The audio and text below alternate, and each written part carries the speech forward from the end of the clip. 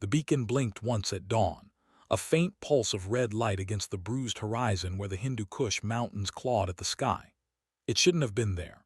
The grid coordinates placed it 17 miles inside Pakistani airspace, in a valley the Pentagon had officially declared empty for 3 years. But someone was down there, transmitting on a frequency that hadn't been active since Operation Neptune Spear. The signal was erratic, desperate, like a heartbeat stuttering toward silence. In the operations center at Bagram Airfield, analysts stared at screens with the quiet intensity of people who knew they were looking at something impossible. The call came at 4:47 hours. Extraction request, broken by static, barely coherent. A voice rough with smoke and exhaustion identified himself as SEAL Team 6 Commander Elias Voss, 23 hours overdue from a black op the Pentagon wouldn't acknowledge existed. His last confirmed position had been 80 miles north, deep in the mountains where the shadows swallowed helicopters whole and spat out wreckage. Now he was here, in a valley intelligence swore was empty, transmitting coordinates and 3 words that made every operator in the room go still. Armor compromised. Burning. They needed someone in the air immediately. Someone who could fly low, fast, and invisible through a corridor of airspace that belonged to nervous allies with itchy trigger fingers. Someone expendable enough that if the mission went sideways, the brass could deny everything. The duty officer's eyes swept the ready room and landed on Captain Vesper Kine, standing by the coffee station with her flight suit sleeves rolled to her elbows, reading a maintenance report on her A-10 Thunderbolt II. She looked up when her name echoed across the hangar. "Kine, you're up." The room shifted. Vesper could feel the glances, the barely concealed skepticism from the younger pilots who'd only heard stories. She was 41, older than anyone else in the squadron, with silver threading through her dark hair, and a limp from an ejection over Fallujah that had shattered her left femur in 4 places. Her call sign was Revenant, given to her after she'd crawled 3 miles through insurgent territory with a broken leg and a punctured lung, refusing to die. Some of the new guys thought she was a relic, a cautionary tale, a pilot who should have retired years ago instead of clinging to a cockpit like it was the only thing keeping her alive. She set down her coffee and nodded once. "Brief me." The duty officer hesitated. "It's Pakistani airspace, unconfirmed hostile activity, and the beacon's already been dark for 6 minutes. Vesper's expression didn't change. "Then we're wasting time." 30 minutes later she was in the cockpit, hands moving through pre-flight checks with the unconscious precision of someone who'd done this 1,000 times. The A-10 was ugly, brutal, a flying gun platform that looked like it had been assembled from spare parts and bad intentions. But it was hers. She knew every rivet, every quirk of the throttle, every way the stick would shudder when she pushed it past manufacturer limits. The engine spooled up with a sound like controlled thunder. "Bagram Tower, Revenant 11, ready for departure." "Revenant 11, Bagram Tower. You are cleared for immediate takeoff. Be advised mission is eyes only, no support elements inbound. You are alone on this one." Vesper's thumb hovered over the radio switch. Alone, the story of her career. She pushed the throttle forward and the Warthog surged down the runway, clawing into the pale dawn sky like something escaping from the earth itself. The mountains rose ahead, jagged and indifferent, their peaks still shadowed in pre-dawn darkness.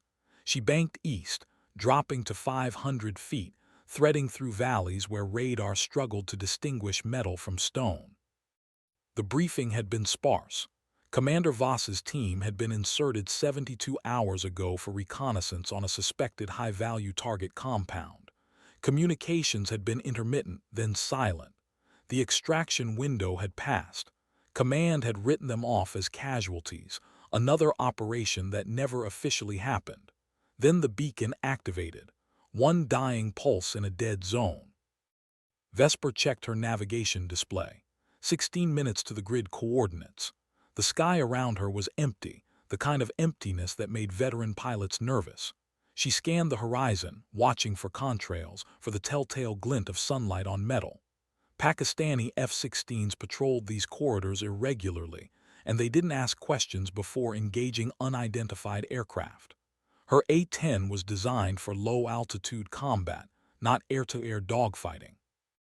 If she encountered interceptors, her options were limited to prayer and terrain. Revenant 11 Bagram. Be advised, intel shows possible SAM sites in your operational area. Recommend extreme low altitude. Copy Bagram, already hugging dirt. She dropped lower, the altimeter spinning backward until she was 300 feet above the valley floor, close enough that she could see individual rocks and the skeletal remains of Soviet-era vehicles rusting into the landscape. The A-10 handled like a truck at this altitude, sluggish and heavy, but it was built to absorb punishment. Titanium bathtub surrounding the cockpit, redundant systems, engines mounted high to avoid ground fire. It was a plane designed by people who assumed it would get shot and planned accordingly. The radio crackled, not Bagram, a different voice, weak and distorted. Any station, this is Vanguard 6, coordinates, static swallowed the rest. Vesper keyed her mic. Vanguard 6, this is Revenant 11, airborne rescue, confirm your position. Silence, then, Revenant they sent, one hog. There was something in his voice, not quite disbelief, almost amusement, bitter and dark. Vesper kept her tone flat. Affirmative, Vanguard 6, I'm 4 minutes from your last known position. Can you mark your location? Negative on visual markers, taking fire from East Ridge, multiple hostiles, armors gone, down to small arms. 4 minutes felt like hours. Vesper pushed the throttle to maximum, the Warthog shaking as it tore through the air at 400 knots. The valley narrowed ahead, walls closing in like a fist. She could see smoke now, a thin column rising from somewhere beyond the next ridge. Her fingers moved to the weapons panel, arming the GAU-8 Avenger rotary cannon, 30mm rounds that could turn vehicles into shrapnel and buildings into memories. Vanguard 6, I have visual on smoke. Talk me onto target. The radio hissed. East Ridge, 100 meters from smoke, there in the rocks. We're pinned in a compound northwest corner, structures half collapsed. Can't. Gunfire punctured through the transmission. Vesper crested the ridge, and the battlefield unfolded below her like a brutal painting. The compound was exactly where Voss said it would be, a cluster of mud brick buildings cratered by explosions, walls blown open to expose the dark interiors. She could see muzzle flashes from the eastern ridge, concentrated fire pouring down onto the compound. And in the northwest corner, barely visible through the dust and smoke, figures in American tactical gear returning fire with everything they had left. Which wasn't much. Vesper banked hard, lining up her approach. The A-10's targeting computer painted the hostile positions in red, clusters of heat signatures among the rocks. She armed a pair of Maverick missiles, felt them lock onto the largest concentration of enemy fighters. Her finger rested on the trigger, professional, calm, the way they'd trained her 20 years ago at Nellie's. Vanguard 6, danger close, keep your heads down. She didn't wait for acknowledgement. The Mavericks launched with twin shrieks, contrails arcing down like judgment. They impacted the ridge in sequential blooms of fire and shattered stone, the explosions rolling across the mountainside with enough force to shake the valley. Vesper pulled up hard, banking to come around for another pass. Through the smoke she could see bodies scattered across the rocks, the hostile fire suddenly diminished to sporadic bursts. Revenant, holy hell, that's effective. Vesper allowed herself the smallest smile. Vanguard 6, I'm coming around for gun run on remaining positions. Stay inside the compound. The A-10 was designed for one thing, close air support. Everything about it, from the cockpit placement to the armored shell surrounding her, existed to put the GAU-8 cannon on target. She lined up the eastern ridge again, watching the targeting reticle drift across scattered heat signatures. The cannon spun up with a sound like tearing metal, a deep BRRRT that seemed to come from the earth itself. 30-millimeter rounds chewed through rock and flesh with equal indifference. Explosive and incendiary rounds mixed in a ratio designed to destroy light armor and demoralize infantry. When she pulled up from the gun run, the ridge was silent. Smoke drifted across cratered positions where moments before there had been coordinated enemy fire. Vesper circled high, scanning for additional threats. The valley had gone still, that eerie combat silence where even the wind seemed to hold its breath. Vanguard 6, Revenant 1-1. You are clear for now. What's your extraction situation? We've got 4 ambulatory, 2 litter urgent, 1 KIA. Voss's voice was steadier now, the immediate threat lifted. Can you call in CSAR? Vesper checked her fuel. She had maybe 40 minutes of loiter time before she'd need to turn back. Combat search and rescue birds were at least 90 minutes out, and that was if Command authorized an extraction immediately. Which they wouldn't, not in Pakistani airspace, not without diplomatic clearances that would take hours to secure. Vanguard 6, I'm going to be honest with you. CSAR isn't coming, not today. The silence stretched long enough that she thought they'd lost connection.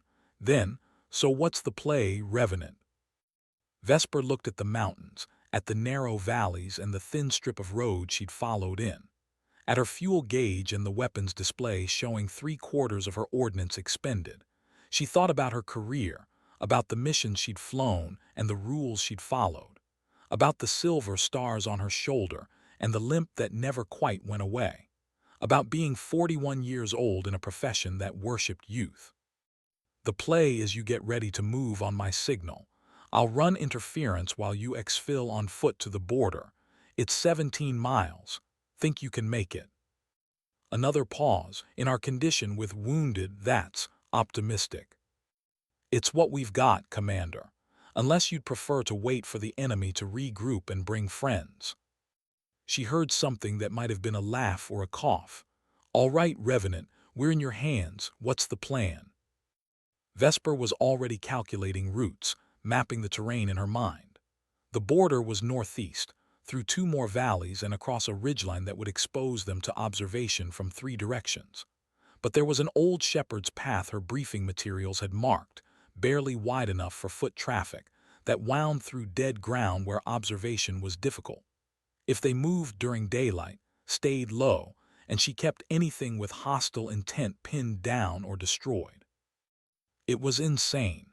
It violated every protocol. It would probably end her career even if it worked. She keyed the mic. Here's what we're going to do. The plan was simple in the way that all desperate plans are simple. Move fast, stay quiet, and hope the enemy was too disorganized to mount an effective pursuit. Voss and his team would hump their wounded and their dead through the valleys while Vesper provided overwatch from above, ready to engage anything that moved with hostile intent. The A-10 wasn't subtle, but it was effective, and right now effective was all that mattered. Vanguard 6, start moving northeast. Follow the wadi at the base of the valley. I'll orbit high and keep watch. Below her, she could see tiny figures emerging from the ruined compound, moving with the careful urgency of professional soldiers under fire. They had fashioned litters from whatever materials they could find, carrying their wounded between them. The dead seal was wrapped in what looked like a tactical tarp, carried with the kind of respect that transcended operational necessity. They moved like shadows, using every scrap of cover, pausing only to check sectors and ensure they weren't walking into an ambush. Vesper climbed to 3,000 feet, high enough to see the broader tactical picture. Her radar was painting intermittent contacts to the south, possibly ground vehicles. She couldn't tell if they were military or civilian, enemy or neutral. In this part of the world, the lines blurred in ways that made rules of engagement a dark joke. Bagram, Revenant 1-1. I'm prosecuting ground escort for friendly forces in sector. Request you keep the channel clear for tactical communications. Revenant 1-1 Bagram, say again. Your orders were reconnaissance and assessment only. Vesper watched the SEAL team moving through the valley below, vulnerable and exposed, carrying their dead because leaving anyone behind wasn't an option. She thought about the briefing room, about the duty officer's hesitation, about being 41 and expendable, about all the reasons they'd sent her alone. Bagram's situation has evolved, making on-site assessment, will update when able, Revenant 1-1 out. She switched frequencies before they could respond. Below, the SEAL team had reached the wadi, moving through the dry streambed with practiced efficiency. From her altitude, they looked like insects, tiny and fragile against the immensity of the mountains. She checked her fuel again. 35 minutes of loiter time. Not enough. Not nearly enough for what she was promising to do. The radio crackled with Voss's voice. "Revenant, we've got movement on the south ridge. Can't identify yet." Vesper banked toward the south ridge, eyes scanning the terrain. There, a dust plume, vehicles moving fast along a dirt road that paralleled the valley. She zoomed her targeting pod, enhancing the image. Technical trucks, 2 of them, heavy machine guns mounted in the beds. Armed men visible in both vehicles. They were heading directly toward the SEAL team's route. Vanguard 6, I have visual on 2 technicals, heavy weapons, moving to intercept your route. They'll reach your path in approximately 8 minutes. Can you engage? Vesper ran the calculations. The technicals were technically on a road, potentially civilians with a legal right to be there. Engaging them without positive identification of hostile intent violated so many regulations she'd lost count.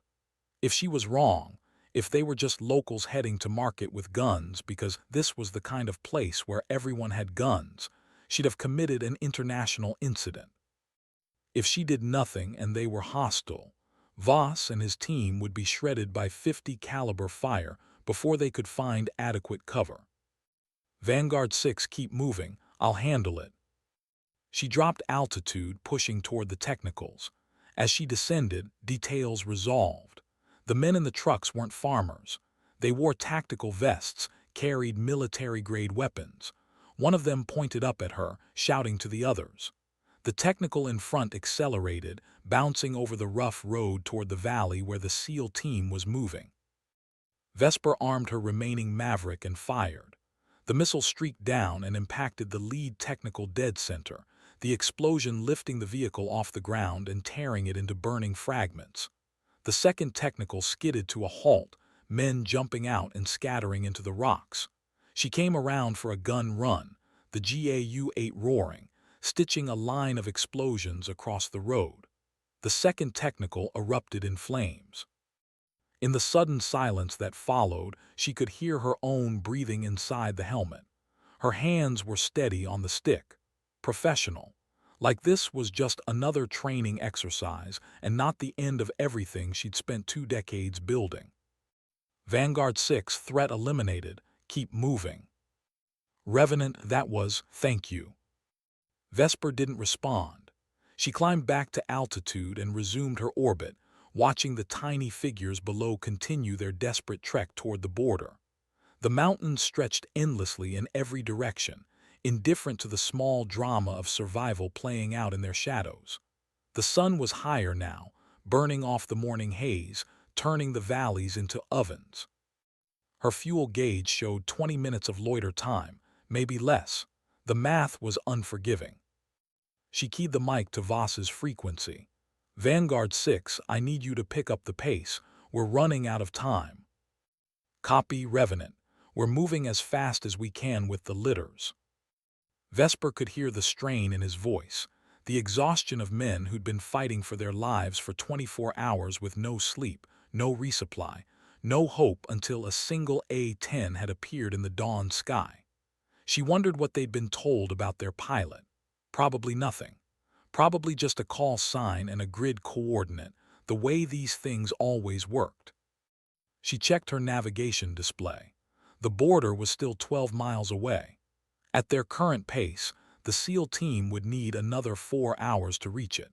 She had maybe 18 minutes of fuel left before she'd have to turn back or risk flaming out over hostile territory. The math didn't work. It had never worked. She'd known that from the moment she agreed to the plan. But she was here anyway, because sometimes the math didn't matter as much as the equation of one human being refusing to leave another behind, even if they'd never met, even if it cost everything. Vesper thought about her daughter, 17 years old, who hadn't spoken to her in 3 months because deployments and broken promises had finally eroded something fundamental. She thought about the letter in her locker at Bagram, sealed and addressed, just in case. She thought about the way her legs still ached when the weather changed, phantom pain from bones that had healed wrong, and how she'd never let them ground her because flying was the only thing that made sense anymore. The radio crackled with a new voice. Not Bagram, not Voss. A Pakistani accent speaking English with formal precision. Unknown aircraft in Pakistani airspace. You are ordered to identify yourself immediately and leave our territory. This is your only warning. Vesper didn't respond. She banked east, positioning herself between the SEAL team and the direction the voice had come from. On her radar, 2 new contacts were painting, fast movers, approximately 40 miles out and closing. F-16s, probably, scrambled from a Pakistani airbase to intercept the unauthorized aircraft violating their sovereignty. She had maybe 6 minutes before they arrived. 6 minutes to get the SEAL team to cover and get herself out of the sky. She dropped altitude again, pushing the A-10 to maximum speed. The Warthog wasn't designed for speed, but it could maintain 450 knots straight and level, enough to buy precious seconds. Vanguard 6, we have company inbound. Pakistani interceptors, ETA 5 minutes. You need to find cover now. Revenant, there's no cover here. It's open ground for the next 2 miles. Vesper could see it herself, the valley floor bare and exposed. Nowhere to hide except the shallow wadi they were following. The F-16s would see them easily, might even engage if they thought the SEAL team was a legitimate military target. And if she stayed to protect them, the interceptors would engage her first. She made the calculation in the space between heartbeats. It wasn't even difficult. Vanguard 6, stay in the wadi. Don't move until I give the signal. Revenant, what are you doing? Vesper didn't answer. She banked west, away from the SEAL team, and climbed to 5,000 feet, making herself visible, making herself the obvious target, drawing the interceptors toward her and away from the men on the ground who had no defense against air attack. The Pakistani voice returned, sharp with authority. Unknown aircraft, you will comply immediately or we will engage. Vesper keyed her mic on the Pakistani military frequency. Pakistani interceptors. This is United States Air Force Captain Vesper Kine, tail number 7814. I am conducting a humanitarian rescue operation for downed American personnel. I will depart your airspace immediately, but I need 5 minutes to ensure ground forces are secure. Negative. You will leave now or be engaged. On her radar, the F-16s were 30 miles out. She could see them now with her naked eye, 2 silver specks against the pale sky, closing fast. They were in missile range. All it would take was one command from their controller, one trigger pull, and an AIM-120 would turn her A-10 into falling debris. She held her position, orbiting west of the SEAL team, between them and the interceptors, making herself the problem that needed solving, buying seconds with her own vulnerability. Pakistani flight, I am complying with your order. Beginning departure now. She banked north toward the border, but slowly, deliberately, giving the SEAL team every possible second to move. The F-16s adjusted their course, shadowing her, close enough now that she could see their weapons loadout. They had her dead to rights. One wrong move and they'd splash her without hesitation. The radio crackled with Voss's voice, strained and urgent. Revenant, you need to get out of there. We'll make it. Go. Not yet, Vanguard 6. Keep moving. Her fuel warning light illuminated. 10 minutes to mandatory return or she'd be walking home. The border was still 8 miles away. The F-16s were packing her now, one on each wing, close enough that she could see the pilots' helmets. They were signaling her to follow them, to land at a Pakistani airbase where she'd be detained and the diplomatic nightmare would begin. Vesper checked her nav display. The SEAL team had reached a cluster of boulders at the base of the next ridge. Not perfect cover, but enough. Enough that if the F-16s decided to investigate, they'd have a chance to hide. She keyed the Pakistani frequency one last time. Pakistani flight, I am departing your airspace now. Thank you for your patience. She pushed the throttle forward and dove, dropping to 200 feet and accelerating north. The F-16s couldn't follow her that low, not safely, not without risking controlled flight into terrain. They'd have to climb and circle, losing precious seconds. She threaded through a narrow valley, the A-10 shuddering as she pushed it past design limits, praying the engines would hold together for another few minutes. Behind her, the F-16s pulled up and away, apparently satisfied that the intruder was leaving. On her radar, they were turning back south, returning to their patrol route. She'd bought it. Somehow, impossibly, she'd bought it. Vanguard 6, you are clear. Pakistani interceptors are returning to base. Keep moving northeast. The border is 6 miles ahead. Revenant, I don't know what to say. Don't say anything, Commander. Just get your people home.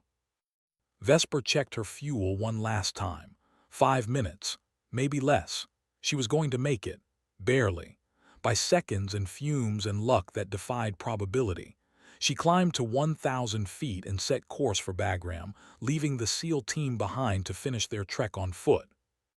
The mountains fell away behind her, the valleys and ridges where she'd spent the last hour dancing with death. Her hands were shaking now, adrenaline wearing off, leaving behind the hollow exhaustion that followed every combat mission. She flexed her fingers on the stick, watching the fuel gauge tick down toward empty. Bagram, Revenant 1-1 returning to base, fuel state critical.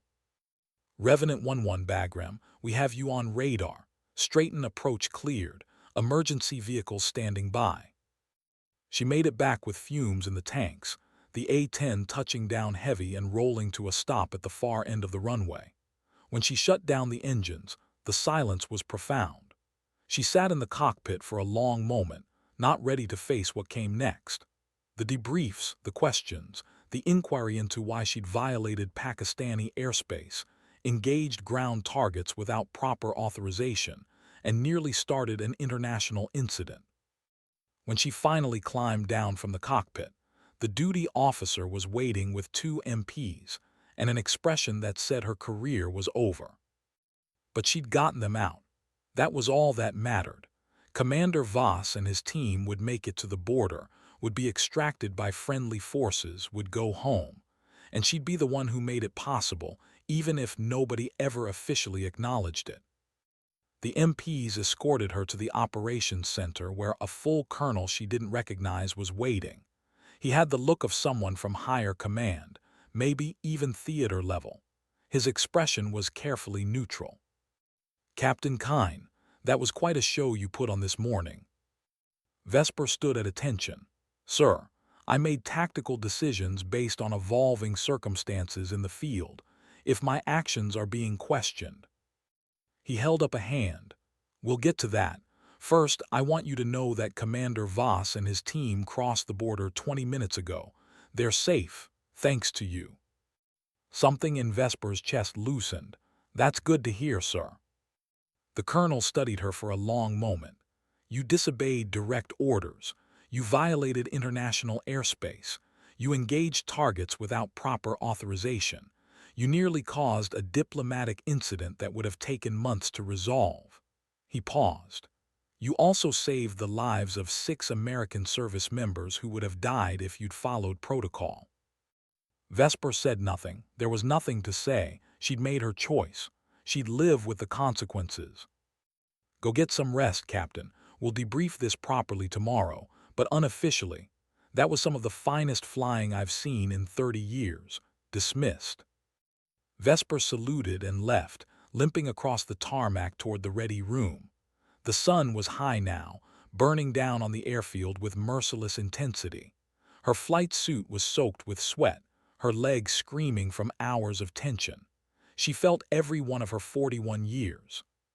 But she'd gotten them out. That was enough. 3 days later, the story had spread through Bagram like wildfire.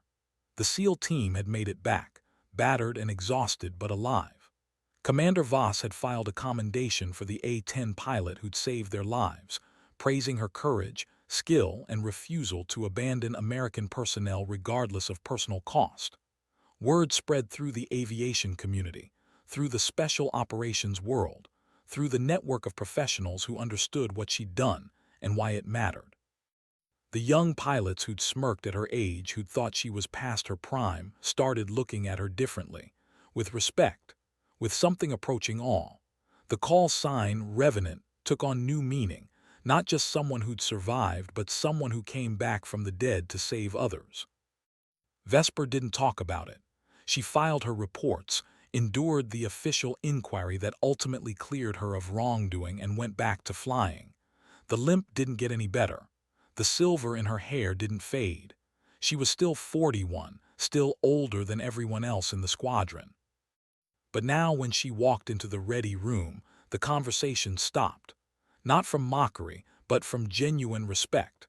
From recognition that they were in the presence of someone who'd done what they all hoped they'd have the courage to do when the moment came.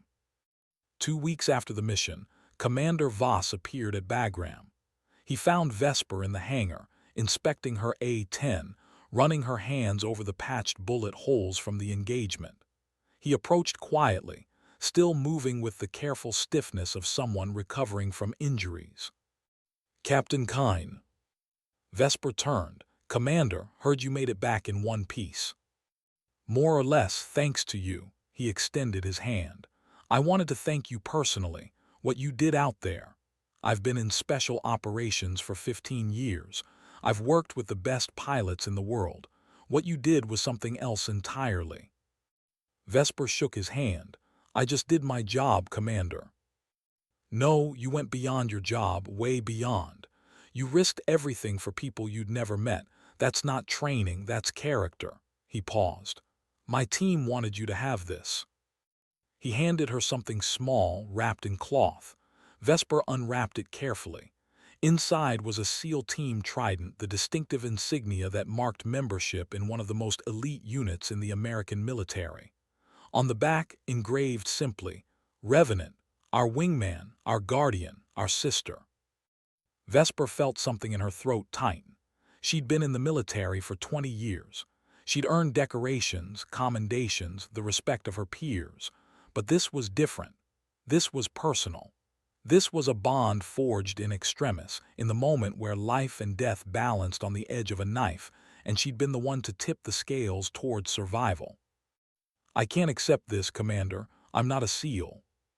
"No, but you're family, and family takes care of family. That's what you taught us out there. Keep it. Remember that there are 6 people walking around because you refused to give up on them." After he left, Vesper sat in the cockpit of her A-10, holding the Trident, watching the sun set over the mountains. The same mountains where 3 days ago she'd gambled everything on an impossible extraction. The same valleys where she'd drawn enemy fire away from helpless men because it was the right thing to do, regardless of cost. She thought about her career, about the limp that never healed, about being 41 and tired and still showing up every day to climb into a cockpit and dare the sky to take her. She thought about her daughter, about the conversations they needed to have, about the ways she'd failed as a mother because she'd been too busy being a pilot.